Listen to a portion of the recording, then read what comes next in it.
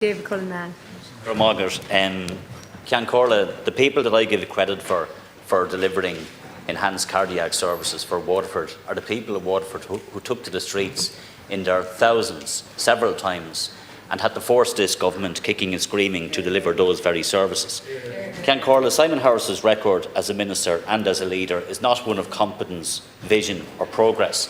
When I think of Simon Harris, I think of broken promises to children with scoliosis and spina bifida, compounded by false hope and children left in pain. Under Simon Harris's watch, children with chronic conditions and children with disabilities have been failed and let down time and again.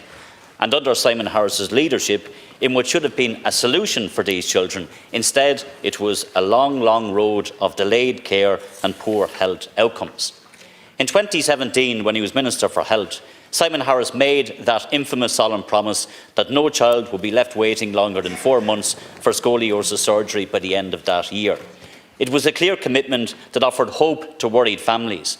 But 8 years later, that promise, Tánaiste, is a bitter memory. Today, there are 41 children who are still waiting longer than 6 months, never mind 4 months, for their life-changing surgery. Countless more children have been removed from waiting lists entirely because they have been left for so long that their condition has become inoperable.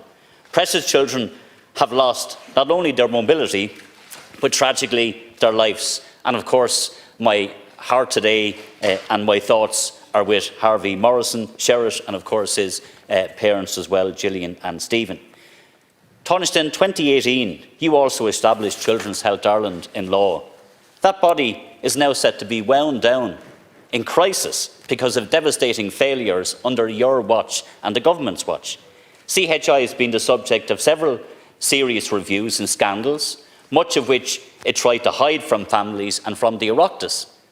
Families came to you, they came to us. We raised this time and again in the Dáil. Over 6 or 7 years, all of those scandals, all of the failures, the lack of governance in Children's Health Ireland, we raised with you time and again, as did those families. And they were stonewalled and they were left ignored. And that's why they are now calling for a full public, statutory, independent inquiry.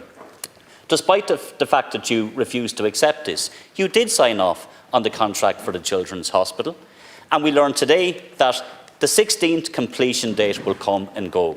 Construction started 10 years ago on that hospital that you signed off on, and yet not one single child has been treated. So how could anybody with a straight face come into this Dáil and say they have a confidence in a person who was the Minister for Health, who gave a solemn commitment to children with scoliosis and spina bifida that was broken, who set up Children's Health Ireland only for that same entity to now be wound down in disgrace in relation to many of those failures, and to sign a contract in a hospital that is in controversy and still not built.